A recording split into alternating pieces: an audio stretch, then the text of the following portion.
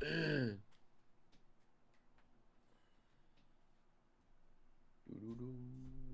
right, let's test out that audio. Let's see. Yeah, I can hear it. Perfect. Yeah, I can hear it. Am I using the right mic here? You might have to turn up your mic, Illume. You might Oh, have to mine? turn it naturally. Yeah, I can do that. This should be Or you better. can turn it up naturally. Yeah. Turn my mic up. No, Connor can turn it Oh, up through cool. Discord Yeah. probably. Let me grab that. Yeah, Loom, I don't think you're probably using your main mic. It doesn't sound awful, so we should be good there. Okay. Let me hit the retweets real quick. All right. I just tweeted it out. Perfect. Also retweet.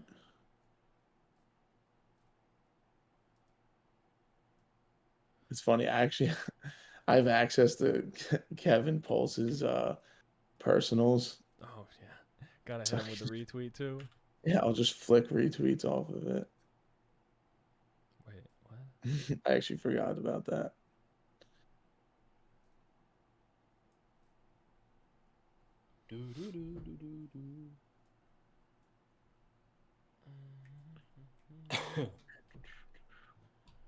Just give it a second. Then we'll get it Yeah. rolling. Yeah, we'll give it some time. Just give it a minute. Let it warm Yeah. up. As far as the Valorant audience, this is like about the time they wake up. So Oh, they might be hitting the VODs with that one. I've no got worries. several clients that The don't go up VODs, until 4 or the 5. VODs on these actually do really well. Hey, Pete FPS, thanks for the follow. Yeah, do they? That's good. Like here, I'll go back before we get started. I'll go to our channel real quick. Um, yeah, dude, they actually where is it? How do I get to it? Like the first one we posted and the second one we posted. Yeah, here we go. Like 157 views. Like it's Oh, crazy. nice. Like Hell they'll yeah. pop off like Yeah. on the VODs post. Perfect. So Sick. yeah, they do well. Whenever you're ready, you can Yeah, get it yeah, we going. can get started. Everybody, welcome to the Beat of Esports, episode 5 with Illume. He works in our Valorant department. Recently came on, I'd say, what has it been, about a month, right? About a month or so. He's been helping me out a ton in the Valorant department. He's been an excellent asset for us to be able to expand our knowledge with Valorant, as I feel, personally I've got a good understanding of it, but Illume's on another level with what he's done with Spotlight, what he's done in the game so far, and we're really happy to have him on board, and we're happy to have him on the podcast today. So welcome, Illume. Yeah, welcome. Nice to be here. Thank you for let me come on. Of course. Of course. So we'll get started from the beginning. Like, how did you get into gaming and esports? Because it's different for everybody, but it's usually pretty similar. So for you, like, what kind of clicked that, hey, I already like gaming. This is, esports. How'd you find out about it? What kind of made you get into it? I used to play Call of Duty pretty like the quick scoping and all that very very competitively. I was putting like highlight reels out when I was 15, 14 or whatever, and they didn't really go anywhere. But I didn't know much about esports specifically. I started playing Fortnite on my PS4 and like very like right when it came out or PS3. I don't know what I had at that time. PS4, I think it was PS4, and it was just yeah, it was PS4. And I liked it, but I was terrible, and I was really, really bad at Fortnite.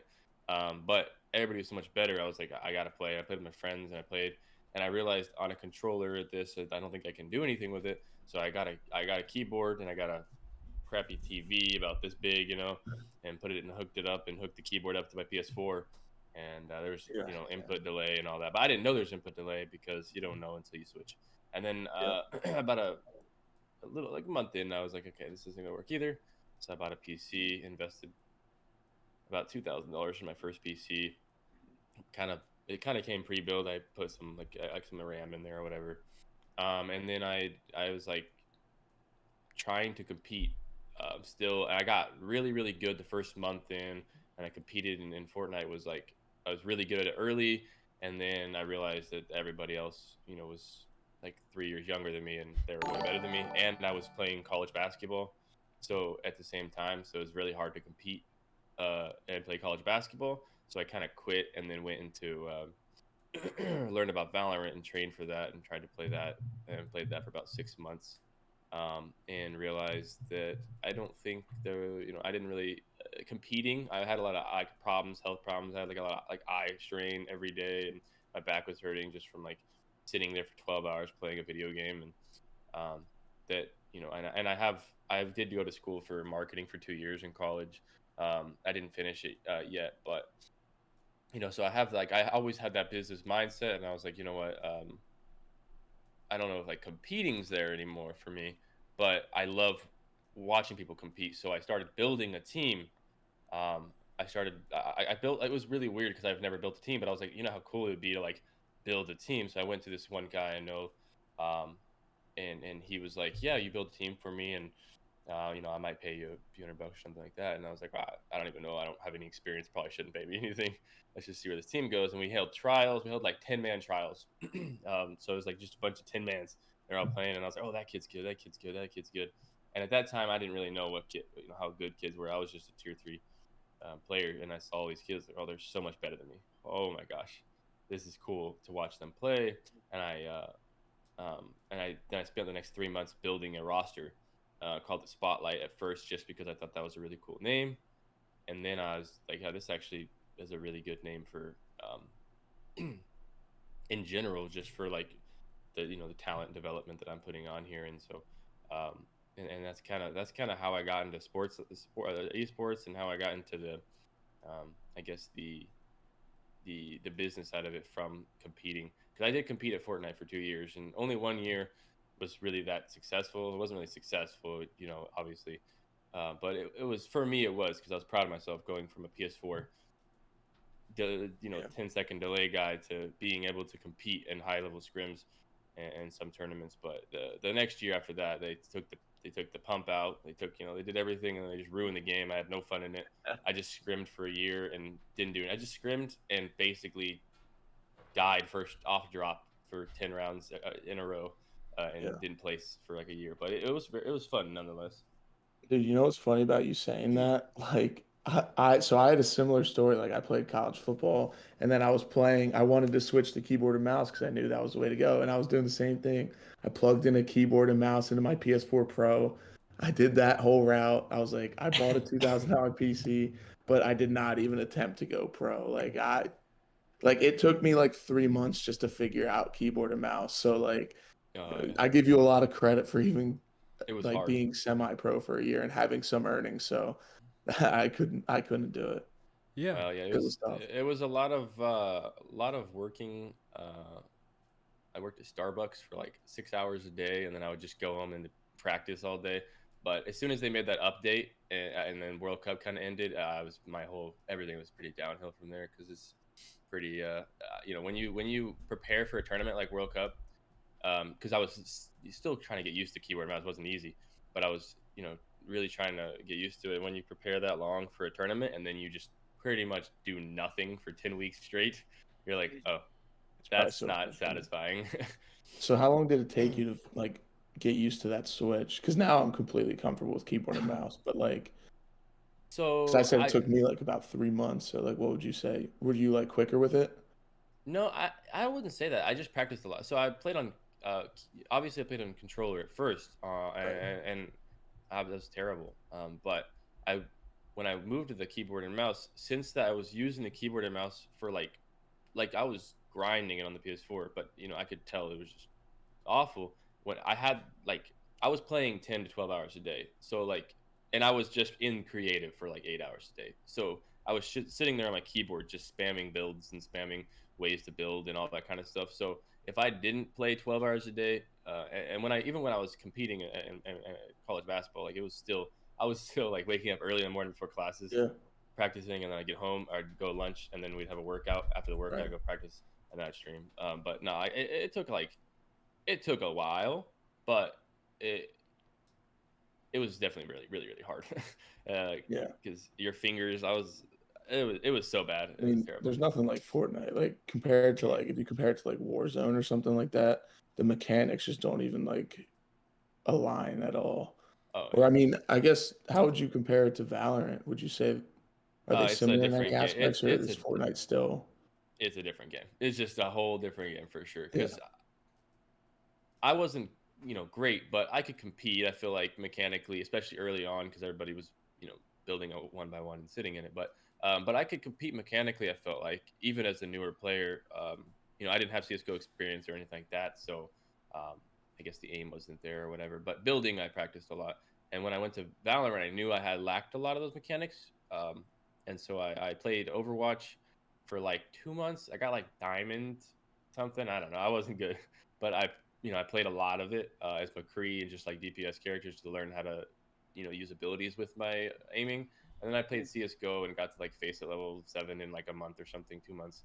It wasn't cracked, but it was like for me, I was like, this is an entirely different thing. I've never done any of these before, and so it was very hard to switch from Valorant because Valorant is patient. Like, and in Fortnite, you can yell and scream all you want, and you don't have any teammates unless you're playing. Even with duos and trios, you're not usually yelling at your teammates. You're yelling at the game glitching or just something. And in Valorant, it sucked because I came over from beta. This organization is called, they call themselves an organization, but they signed me and these other four guys with like $50 or something. I don't know. It was something, and we were terrible. We were absolutely like we were like Diamond Immortal players, just absolutely terrible. And we played like we like they like sold the team or something and dropped us. It was really weird, and the and I got kicked off that team pretty quick because I was like raging all the time because I came from a Fortnite background, Oh yeah. and Yeah. but you're raging. I'm not raging at them, but they don't understand that. I Yeah, they just just think I'm yeah. yelling at them. I'm like, no, I'm not. Yeah, they view it like Fortnite. I mean, like it is true, but Fortnite itself has like the stigma of being like the toxic community. Like Call of Duty back in the day definitely had that Oh my stigma, gosh. and like I think Fortnite kind of adapted that because COD's not too toxic anymore. I mean, it still is a little bit, but like it's not near what it was back No, in like I MW2 days. I think no, part of no. that is I because of how love they that. changed the lobby systems, though. Because it used to be like I remember like Black Ops 2, Black Ops, or MW2, whatever. If you're playing S&D, you play one game, and then if you don't leave the lobby, it just cycles to a new map. So you Yeah, got that beef, and you could like play if that you're, same team. Yeah, yeah, yeah, and if you're talking ish the whole good game, point. and afterwards you're jabbering, you're gonna play him in the next one, and it's gonna get just as heated. Or that guy might be on your team if you're playing alone. Now you go into COD, it's like I'm playing league play. I still hear the heinous stuff that I heard back in the day, but you could tell some of these guys are grown men sitting there, like you can hear their kids in the background. They're Yeah, still hammering on it. But then as soon as the game's done, they try to get as much in as they can because then it just disconnects and you don't see them yeah. again. See, I that's I think I that's a actually big never part thought of it. about that. Yeah. Yeah, and I it's never thought about that. like it's nice that you don't have to deal with ragers map after map, but to a certain point it's like if this guy's talking that much ish, I want to Yeah, beat the crap out of him until he leaves the game because he's not going to get disconnected. He has to leave the server, and then I can spam him with messages after that and just harass him until he never talks to me again. But you don't get that anymore. You don't get that from these games, and now you've got like Valorant going to the extent of recording voice comms so you can report people based on voice comms, which is understandable from a certain aspect, but from another, it's like that. Oh man, if that happened in MW2, there wouldn't be a player base at all. everyone would be banned. Probably Yeah. every person that Oh played that yeah. game. Oh, I think I'm 13 when I'm playing Modern Warfare 2, so Yeah, I'm glad they don't have. I don't know what I said when I was 13, but I can't imagine it was perfect. Oh yeah. Um, definitely but not. MW3 was my Bunch of favorite game for seventh sure. graders roaming Oh, that was a around. good one. I loved And MW3. I literally think I played that game. I became homeschooled at that time, so There you I go. was homeschooled in eighth grade. I went in eighth grade. I convinced my parents. I was like, this is a better option. Homeschool me because I wanted to be like more competitive in like real sports as well. So give me more time. But instead, I the whole eighth grade year, I just played Modern Warfare 3 and League of Legends a lot because There I you had go. like a really old PC that my parents had, and I think it was like 13 or 14. I'm not sure, something like that, when I started playing League and Modern Warfare 3, and I don't know. It's so long ago, maybe like 12. But man, Modern Warfare 3, I used to play for so many hours. Oh And yeah. things that were said in those lobbies, I don't think that I've ever heard ever again Oh no. in the same combos Oh that ever no. been said. Did Well, you ever so go ahead? You're good. I was just gonna say, do you want to give me like a ranking system of like your Call of Duties? Because I like, okay, so I'll give you mine just so we can have a little Yeah, debate. yeah. Black Ops 2 is number one for me. Like it's up there. Like it's Black Ops 2 and then MW2 and then the rest you can figure out yourselves. MW3 Mm-hmm. maybe. Black Ops was pretty good. I don't know. That's how I would rank them, at Yeah, least that top two. yeah. Illume, what are your top CODs? I don't know. Let me get all of them right here up to Yeah, center. I bring don't them up. Yeah. I'm gonna do. I'd probably do like Modern Warfare 3. For a lot of people, is not their favorite, but for me, because I played it, I'd probably do like Modern Warfare 3 and then Black Ops 1. I love Black Ops 1. I played that thing a lot. Black Ops 2 is like it's there. I could put that like 4 in Modern Warfare 2 at 3. But I didn't like a lot of the other games other than that. Black Ops 3 was fun, I guess. It was definitely like an awesome game, but I didn't play it as much as I did the other ones. Yeah. And I definitely didn't play like the older Call of Duties. I never got into. I played them, but I never got into it. Black Ops 4 was terrible. Advanced and Infinite Oh were yeah. It was absolutely bad. garbage. What'd you think World of War II Ghost? was terrible. Thought Ghost was Terrible. horrible. Um, Modern Warfare, I didn't play that much, but I thought that was decent. Mm-hmm. That was okay. You know, But that most I would have. recent. Sorry, You're fine. I was just gonna say the most recent COD that I genuinely enjoyed. That I actually so if for me I base like because they kind of got rid of the prestige system, so I base Yep. my Call of Duties on like if I hit 10th prestige or not. And the last COD that I genuinely like, I know this is controversial, not many people like this Yeah. game, but World War II, I genuinely liked that game because it gave me those like nostalgic feels kind of. I Mm-hmm. know there was a lot of things wrong with that game, but like I really grinded that game and like it's hard for me to find a game now that I could really truly grind. Yeah, Besides like because it I literally went from World War II to Fortnite, so it was like a crazy combo and it just those times were like really fun Mm-hmm. for me because I was during college too, so it like passed a lot of time. Oh yeah. So it was great. Yeah. No, I think we all had a similar experience just because we're similar in age. You're Illume, you're 22, right? yeah, I am. 22. Yeah. So am I, Jack. You're not much older. I think we all had a Yeah. similar experience. For me, the CODs, it depends on how much fun I had. The games themselves, if we're ranking by how good they were, it could be a completely different list. But for me, I loved MW3. I'd put that at like 2 or 3 just because of the clan system. The clan system was a blast for me. That was like the closest thing I got to esports before I found out about it. Because what they do is, you group up in a clan, but then they have clan wars. And with that, you have to go get points in certain game modes. So you got to have most people, like the most best people possible, I guess, for a terrible way to word it, and just go and demolish those game modes and rack up a ton of points. And the guys you're playing are like taking points from you and all that jazz. But I was playing with my cousin. We were like 12, 13 at the time, and we found ourselves in this clan with, no joke, 30 people. And it is more coordinated than some orgs I see nowadays. We had set meetings before the clan wars to determine who's going into what game mode, and we set it up based on what kind of player they are. And these are like 30 and 40-year olds. These are grown men that I'm talking to. And dude, that was And like 10 years oh ago. yeah, and there's like ranking systems within the clan. It was so cool, and it goes in the app too. And then that matched with like the COD TV X or COD XP TV or something that they had. Like that was Yeah. the coolest thing, getting to see pros like team up with professional athletes. I know it was just made for a show, but it was cool to see. So like that's 2 for me. Ghost is number 1 just because that's when I really got into esports, started playing it competitive. Just because I had a ton of fun. Like that, we played game battles and tournaments, and we went like 12 and 40. But it was because that was my first year of high school, so that's where I met all my friends in high school. I was in gym class, and I remember I found some kid that kind of looked like a nerd. His name was Kyle, and we're like, look at him like, you play COD? Yeah, I play COD. You play COD? Next thing I know, a week later, we've got a group of like 8 guys from the school, and every day we spend like lunch together talking about the matches and which maps we're going to play. That was the funnest thing, and it was just kind of downhill from there. But something I find interesting and want your thoughts on, Illume, is the servers in Call of Duty and Fortnite and Valorant, because Valorant, we all know, has the 120 tick servers. I'm not sure exactly what Fortnite's at, but ping is massive in that game because of the building aspect. And then you go to Call of Duty, game on release, the pros are playing on 15 tick rate servers.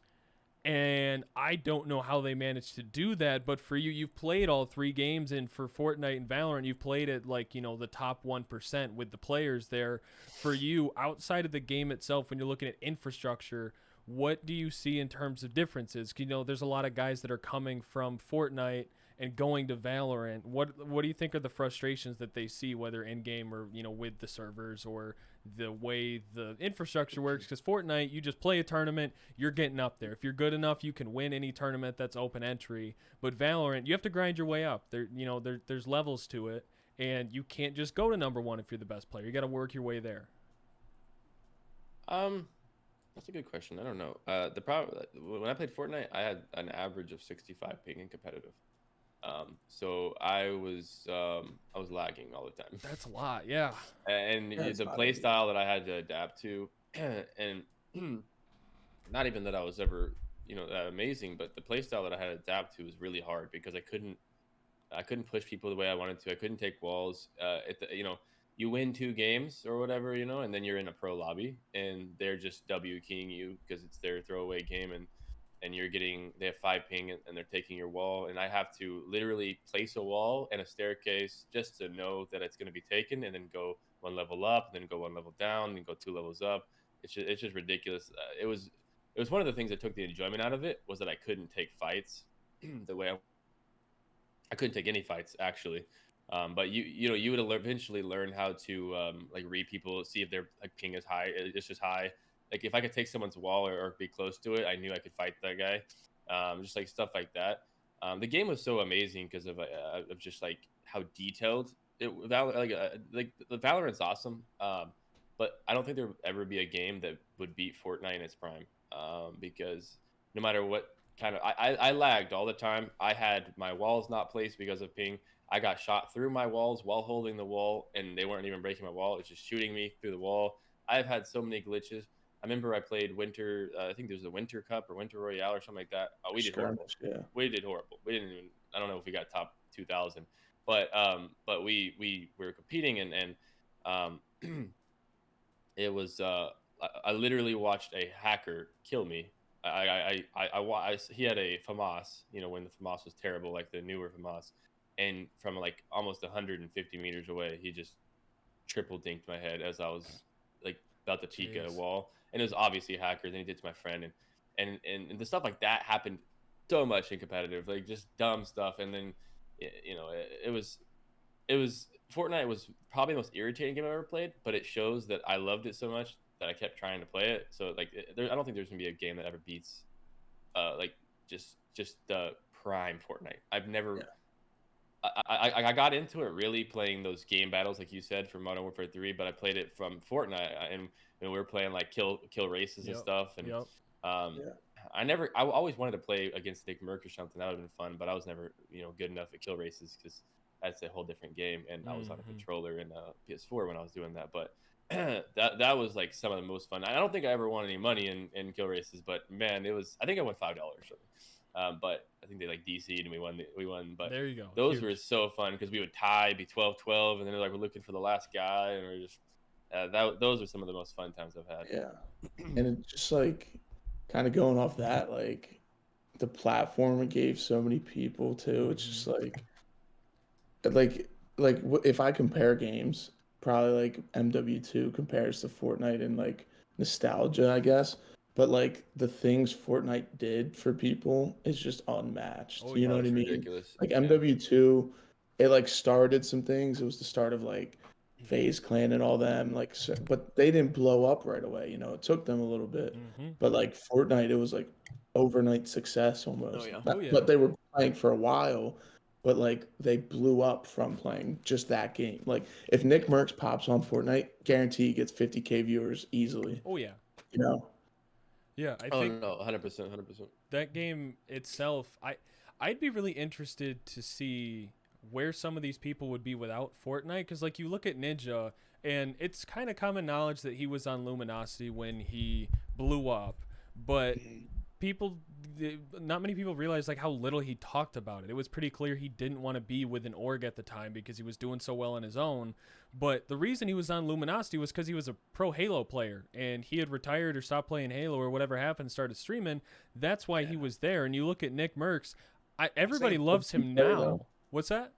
Wasn't he a pro PUBG player with Luminosity? H1Z1. H1Z1, yeah, for a month, Yeah. for a little bit there. But like everybody loves Nick Merckx now, but I miss the old Nick Merckx because what he used to do, like Modern Warfare Remastered, was kind of the last time I watched him before Fortnite, because that was, Call of Duty came out similar a few months. That game came out a few months before Fortnite blew up, but he would grind game battles on that game nonstop for like 2, 3, 4, maybe 500 viewers, 1,000 if he's in the finals of a big tournament. But it was him and his boys playing game battles all day. And now I tune in and it's just like a different person. And I think Fortnite itself, I think the game itself would be completely different if it went a different direction. Because I feel like what they're trying to do is apply to the mass audience, but the game itself at the highest level isn't a mass audience game. With that high level macros like we were talking about, the only game that I know that has like, I guess, left-handed macros or left-handed dexterity like that is StarCraft, because those guys, like, the inputs per second are the highest in the world.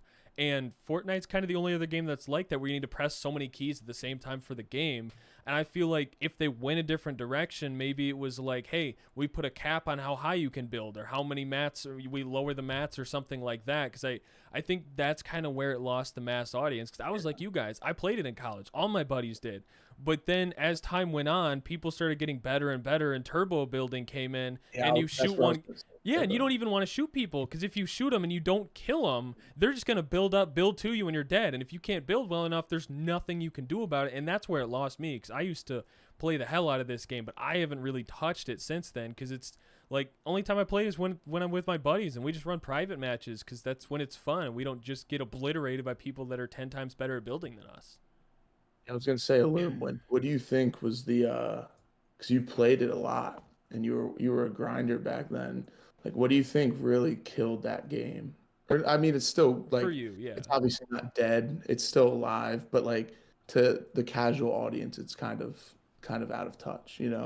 I think very obviously when they started messing with the shotguns, they said that 97 or 93% of close range fights were being used, shotguns were being used. That just makes sense.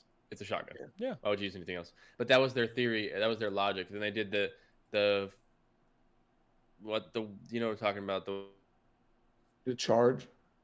the one sec.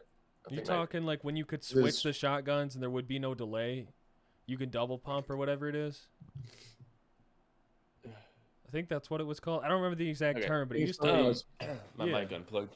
Yeah, it's the what is it called? The one that you could spam people, literally spray Oh, the shotgun with. the tack. It was in World Cup. I think it was no, not the tech. The oh, the combat. combat. There we go. When Yeah. they added the combat, they ruined the game. Because the combat was fun, but then they took the combat away, and then they added this thing that they call the pump, and it is not a pump. It's in the game right now. If you played the old pump and then you played this pump, you are just so underwhelmed. It's ridiculous, because the old pump, the sound it makes, the mechanics that it had, the quickness, the just everything about it made the game extremely fun. I don't care if it did 100 damage from 200 meters away. It was what held the game up, in my opinion, especially competitively, because all you would need is a pump and building, and that's all you really should need is a pump, a rifle, and building. And if you want an SMG, you can throw it in there. But those metas were like the best, because you would take fights more than now. Now people are they don't like the guns, so they don't fight. They build, they hide, they take fights. They see, like, if you get someone white, obviously you go take that or something. But then they started adding fish, and they started adding these. I think one of the biggest things that killed the game was AIs. They added AIs. That was horrible. That was rough. But like very early on, as soon as they removed tilted towers, and as soon as they put all the new map was interesting mechanics, so they added some like flying things and stuff. But for the most part, it was just absolutely dumb. I think I had a lot of fun landing like paradise palms, and that was awesome. And then after that, I don't remember having fun Yeah. for like a long time. Seriously. I think around then was the last I can remember playing Fortnite like truly was when they had that I can't remember the POI, but it was that volcano in the backside of or the Oh top yeah, corner of the Yeah, map. yeah. That's like the It, last time I truly remember playing they had Fortnite I'm combat right for there and that with having time, you. I believe. fun. Yeah, that So makes sense. yeah. So, with switching to Valorant, what's your favorite thing about Valorant? It doesn't have to be the game itself. Could be like the scene, the community, the competitive aspect. What's your favorite part about Valorant that Fortnite doesn't have? Uh, True competitive nature. Fortnite's it's RNG. Like I said, there was one week in World Cup where I literally died off spawn 9 times. Oof. 9 times, and like 6 of them were because I just didn't find the gun I wanted. And then Fortnite did add that whole thing of consistent chests everywhere, which was awesome, but they added it a bit too late. Anyway, but the the RNG in Fortnite made it very hard to like. I never understood how people like Booga and them were placing top 5 every tournament. I didn't get that. They're like I really thought that there was just like a cheat code that they were using because it didn't make any sense to me how yes you can pop off and get like a top 10 or something and that's awesome, but I didn't understand. I literally still to this day do not understand how their RNG was so amazing that they got top 10 every single time they played. Clicks qualified 7 times. I can't believe that it's like their RNG is that good. But for the most part, Valorant gives you a consistency that allows for true performance and true competitive nature, and I think that's the coolest part about it. It's like a soccer field. You have the same length of a soccer field. You have the same football every single time, soccer ball, whatever you want to call it. And you have the same amount of number of players. You have 2 goals, and you have to kick it. Same with basketball.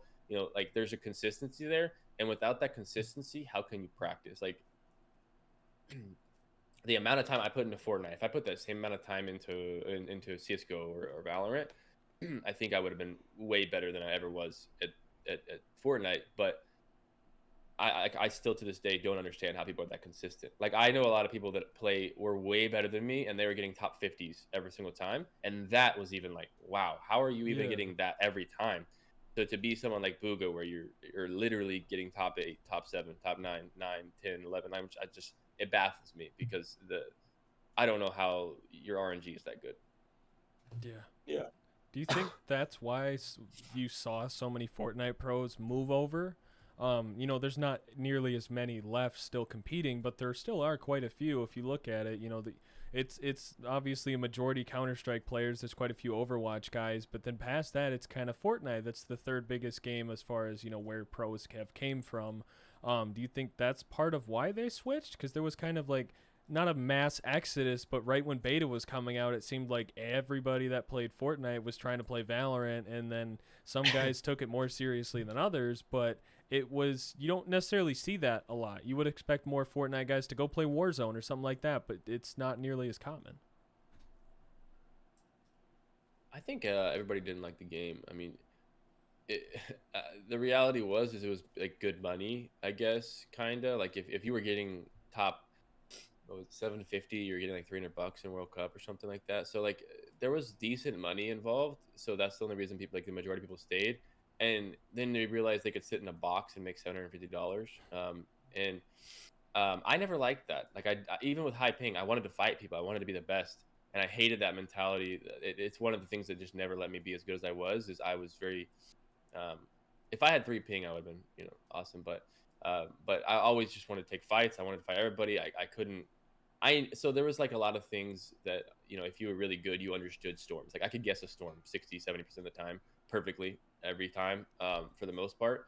And that's just because of like I knew different like ways that I've scrimmed it so much. I know if it hits here, it's gonna hit here. It's gonna hit here. It's gonna even with the RNG.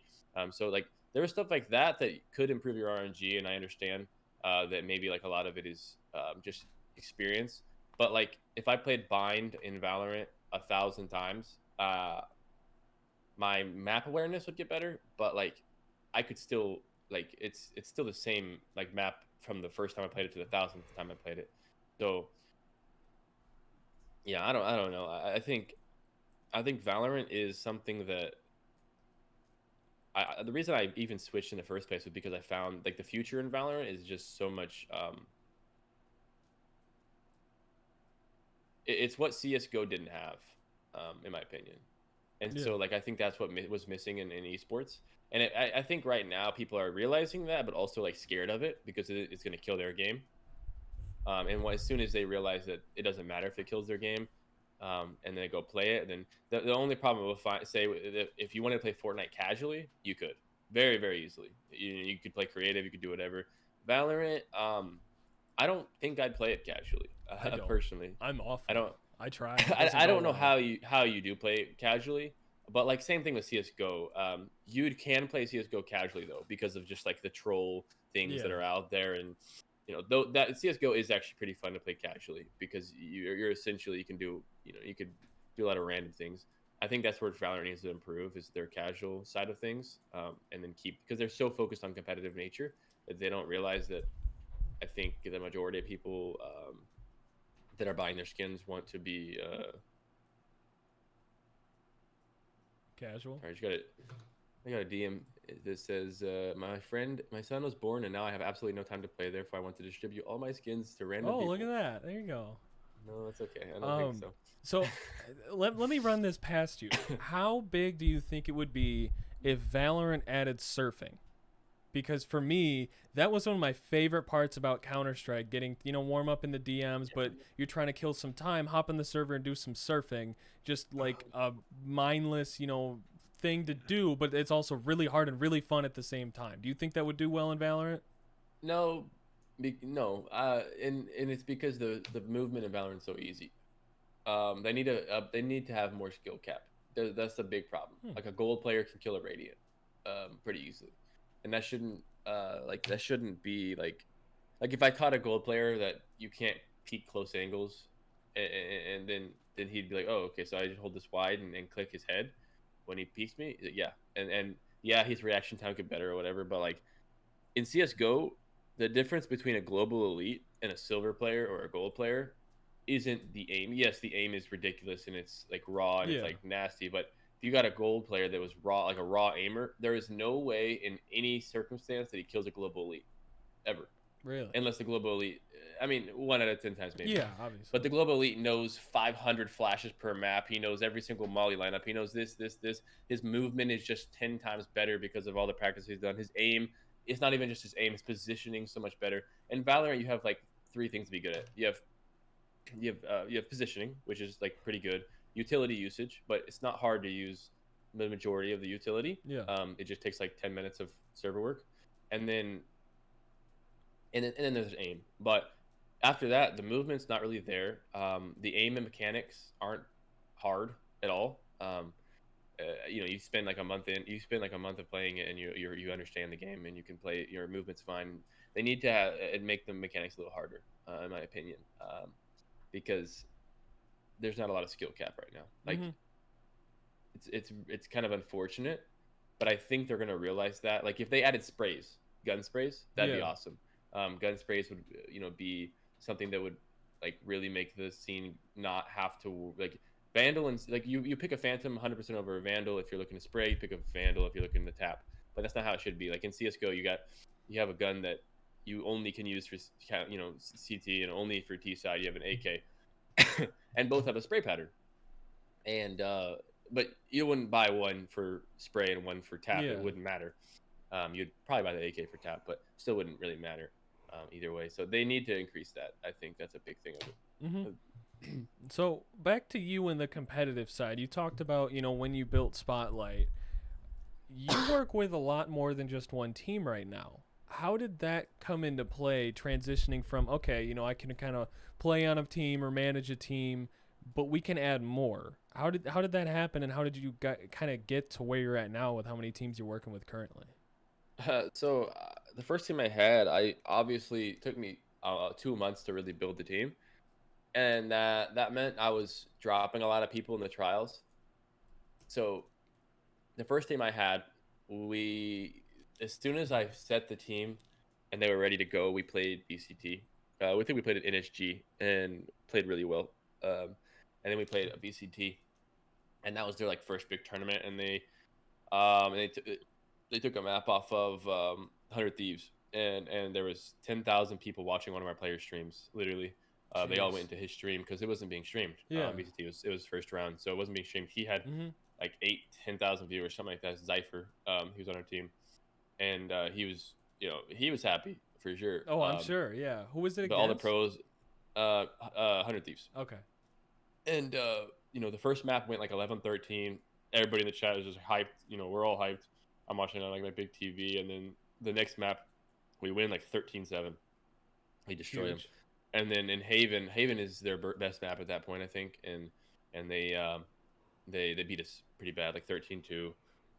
And but the team was excited because Hiko played with Sugoi afterwards, and he streamed with them. Had like a whole day playing with them ranked, and Oh, there was a lot of cool nice. opportunities that came out of that for them. And then, um, but the problem was I had to drop players because sometimes you were looking to get better all the time, especially Yeah. in free agent teams, and they would be like, "Hey, man, like I can't just let somebody go. I have to be like, hey, where do you want to go? Like I'll help you, whatever you need." Mhm. And so I started building other rosters with them, and realizing, wait, there's these little orgs, and I won't name them because it doesn't matter. But there's these things, there's these teams that they call themselves organizations, um, and they say, "Hey, let's start a team, let's brand ourselves, and let's do it for free, and we'll give you graphics and tournament buy-ins."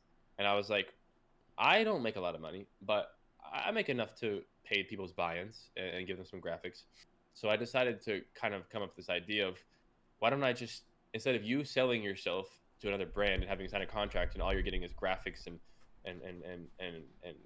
tournament buy-ins, why don't I give you a social media manager, a coach? Coaches weren't always applicable, but if I could give you a coach, I would, and pay your tournament buy-ins.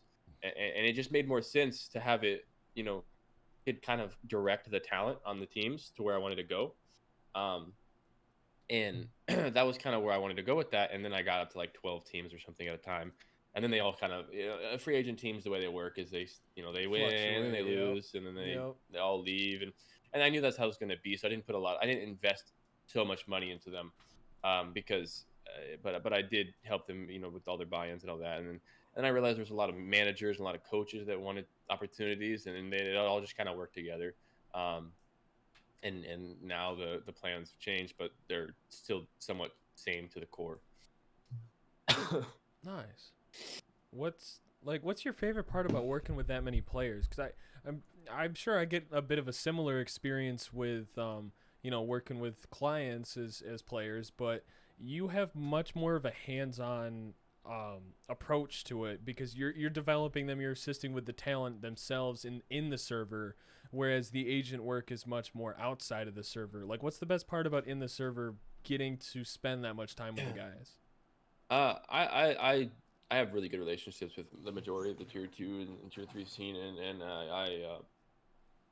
I love being able to see a player's potential and provide more than just, I provide mental health support, moral support, whatever I can.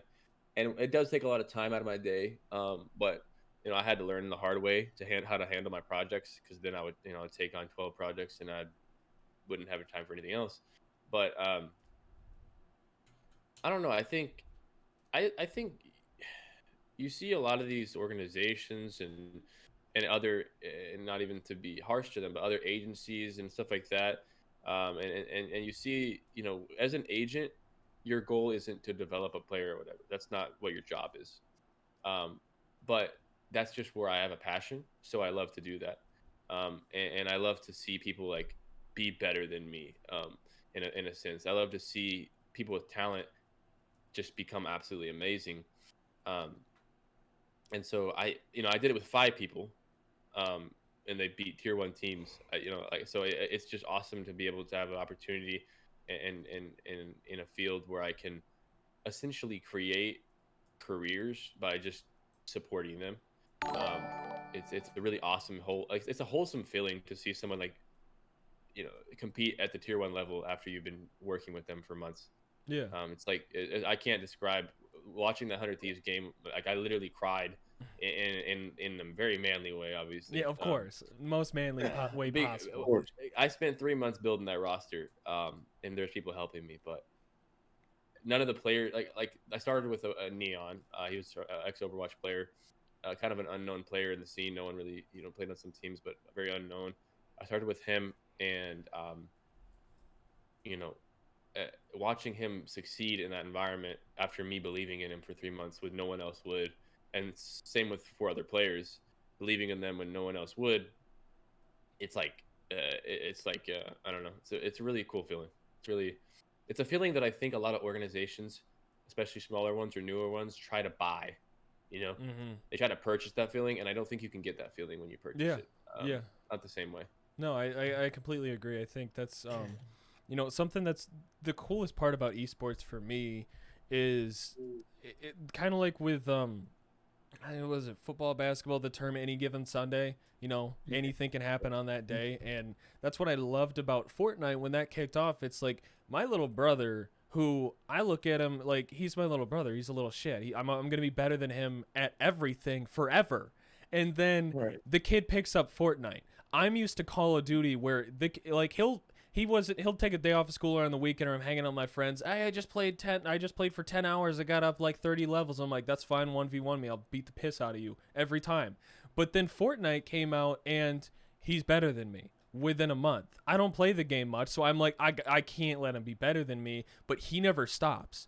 And next thing I know, I'm in Wisconsin for a Smash tournament, and my dad's like, bring your brother along. I'm like, I don't think he wants to go. He's got World Cup. I mean, my dad's like, doesn't matter. He's going. The kid brings my laptop, sets up at a dinner table, and is playing for the World Cup qualifier from my phone hotspot because the cabin we're staying at has 2 download.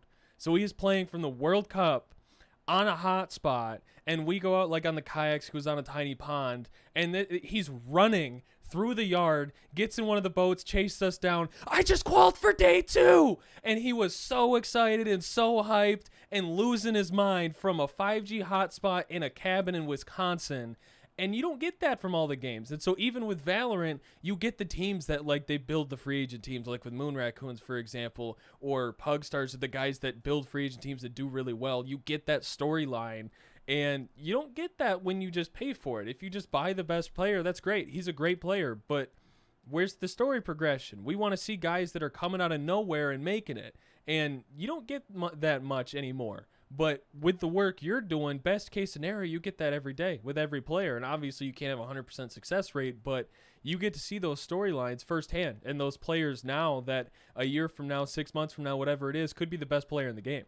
And you get to see it at the beginning, and they're going to be right there with you at the end. That's for sure. I think your mic unplugged.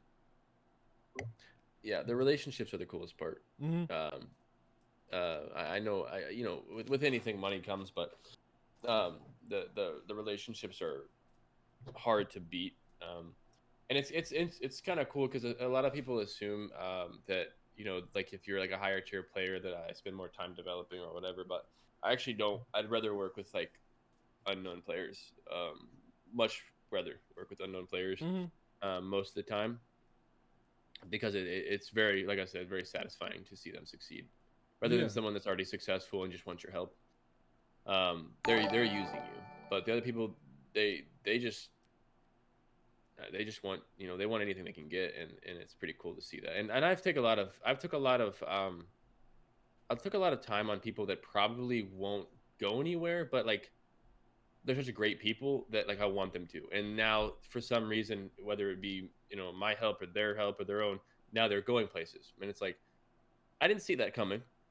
But I spent enough time with them to, I guess, they just felt like a lot of the things I've realized in life is if you believe in what you can do, like if you're gonna do something, you have to believe it. And I guess I pick kids that believe in themselves more than anything. That's the number one thing. Kids you can't be questioning yourself. If you question yourself, then you've already failed. You're already not gonna make it. If you're second guessing yourself, then you're not gonna make it. Yeah. And then I think that's a fact for anything in life, but there's a lot of people out there that just won't ever make it because they genuinely don't believe in themselves. And I don't know why you wouldn't believe in yourself, because you are the only you can ever be. So why not? But hey. Yeah. So as we're wrapping up here, we got a couple more questions. One I want to make sure to ask for players that are interested in Spotlight. two questions on that. One, like, what's kind of the skill level that you look for? Because you obviously want at least a decent base point to start off at. What do you look for in the players that that you work with? And then the second one's going to be, how would they get in contact with you? But we'll start with the first one. Yeah. So player development is really any player that wants to be developed. But the thing is I only have a limited amount of resources, especially doing it as more of like a volunteer aspect of it. Obviously, I don't want to only be a volunteer aspect. I'd love in the future when it does become less volunteer aspect, I can invest in like boot camps for you know diamond players or stuff like that. And but but yeah, you have to have competitive experience and you have to still be a good player. Um, but I do work with anybody really. It just depends on my resources. Mm-hmm. I think that's the biggest thing. And like I said, Spotlight's kind of going a different direction now, but at the same time, to the core, we're still developing talent. Yeah. And so for those players that might be interested, or maybe even potential staff members that want to help you develop players, or managers that want to help manage, anybody looking for experience or looking to contribute, how would they get involved? Where should they go? Who should they talk to? Really, you just go to Twitter and you just DM the Spotlight Twitter. You can email the Twitter as well, which is in the bio, and I check those daily. You can message me. I don't. Uh, People think I don't respond. I just don't have time to respond all the time. I wouldn't recommend messaging me. I do try to respond, but on Twitter, if you message me, I have like 65 unread Twitter messages. I want to check them. Yeah. I just Takes probably time. I It's a can't lot. guarantee it. So, emailing me though, people don't email me very often. I don't understand why they don't email me. I have like 4 emails total. That's hard. Uh, and 2 of them are from like business situations. So I don't know why you don't email. Emailing is the best thing to do in my opinion. I don't even if I only check it once a day. I would always see an email. For But sure. Awesome. Awesome. So for you, I think the last question we'll leave on, I wanted to get to more. We might have to do a part 2 down the line, but what makes you wake up every day and want to do this? Another way to phrase it is, why are you here? What are you doing here? What motivates you every day to wake up and grind? Because we're not like the massive people out there riding around in our Lamborghinis for our $10 million mansions. We're really grinding here in the trenches. And what's the payoff for you? Like, why do you do this? What motivates you to keep going every day and wake up and say, hey, I want to work with more players. I want to help more players get signed. What is that for you? um, I I'm investing in this scene early, because in my life I feel like I haven't invested in what like I start something and I'll invest in it and I give up too early, whatever it was. And so I gave up when I stopped competing, but I didn't really give up. I just have a different path. Pivoted. Yeah. And so I wake up and I genuinely think that I'm going to be in esports, and whether I make $10 million a year or $10 a year, I want to be in esports, and this is the way that God has kind of led me into esports, and that's pretty much that simple. That's what I try to choose my own path, but you know it's funny how God kind of just leads you where you Oh, yeah. didn't know you were gonna go. I didn't know I was gonna be here, man. I didn't know I'd like go talent develop. I thought I'd be like a Fortnite pro 3 years ago, right? That didn't work out, but you just you can plan all you want, but Yeah. you just never know. Yeah, for sure. No, that's great. Is there anything people should look out for from Spotlight? Any big announcements coming? Anything you can leak, tease, whatever? um, I don't know. I think I have some. So like I said, we're definitely going a different way now. Mm-hmm. I want to focus on like more than just developing skill. We're gonna be. I'm bringing some people along, and I want to focus on. We're gonna take it one team and one player and players at a time. But I want to focus on. We have a new website coming up soon, Ooh. and it's gonna. I'm spending way too much money on developing it, and we're gonna be really focusing. It's gonna be awesome. You're gonna see some player like some super detailed information about players, more than just resumes. It's gonna be like it's if it all works out how I imagine it, it's gonna be pretty awesome. And there's the players are gonna their value is gonna skyrocket from just being a part of Spotlight and stuff like that. So we're definitely heading in essentially the core direction that we want to go in talent development, but stuff I've only dreamed of, and I'm excited to like really start grinding it. Awesome. Awesome. Well, everybody keep a lookout for that. If you missed any of the podcasts today, be sure to keep an eye on the YouTube. We'll upload all the VODs there. We'll be throwing the clips all over wherever we can post those. And keep an eye out for next week. We should have an announcement coming soon about what's going to be going on next week. It's going to be big. You don't want to miss out. Yep. But No, thank you, definitely don't wanna everybody, miss for out. tuning in. Thank you. Thank you, everyone. Awesome. Well, keep an eye out for See next ya. week. Big announcement soon. We'll catch you guys later. Awesome.